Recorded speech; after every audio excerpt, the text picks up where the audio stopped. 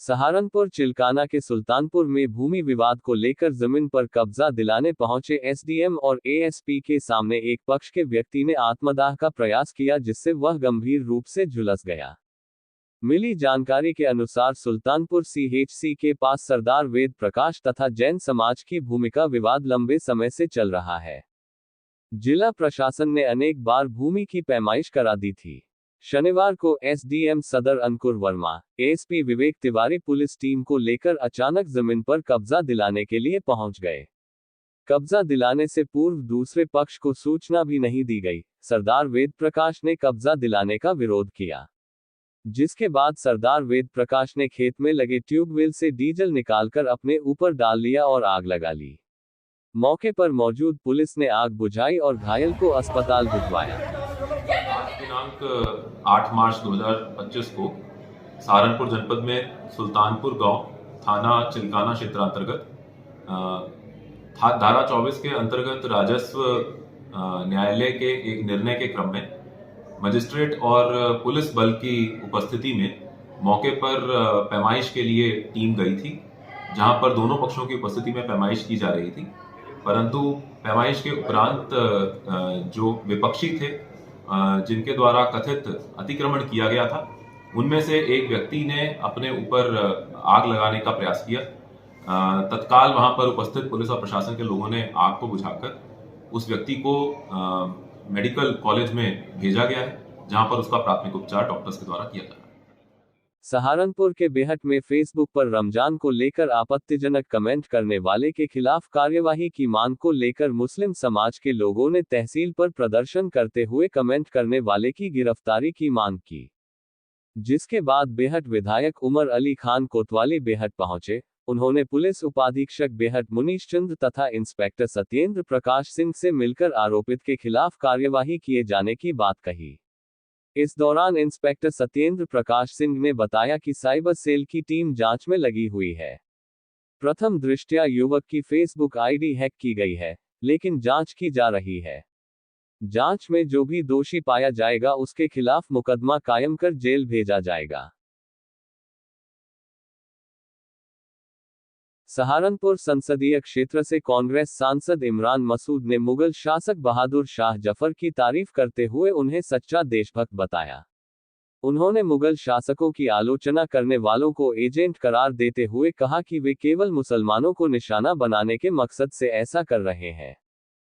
इसके अलावा मसूद ने नमाज के समय में बदलाव के मुद्दे पर कहा कि पहले भी समय बदला जाता रहा है और यदि इससे किसी को कोई परेशानी नहीं होती तो सभी अपने त्योहार शांति और प्रेम से मना सकते हैं।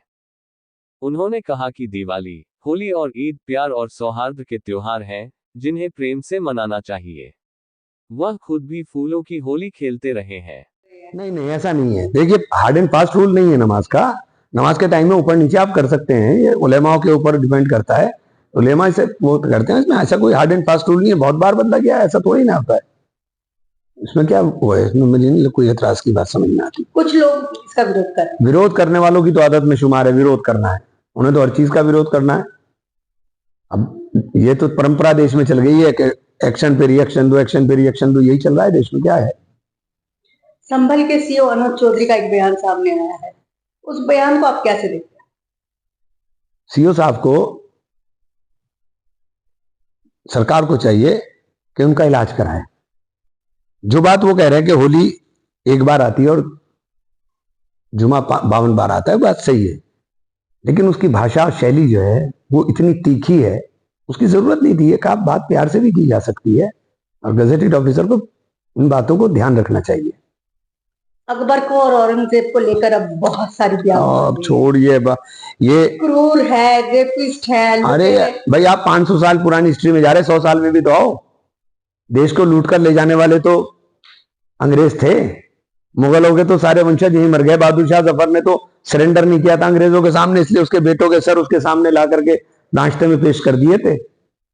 बहादुर शाह जफर को तो हिंदुस्तान में दफनाने की इजाजत भी नहीं दी थी। रंगून के अंदर उनको दफनाया गया था। प्रधानमंत्री मोदी जी भी गए थे उनके मजार पर।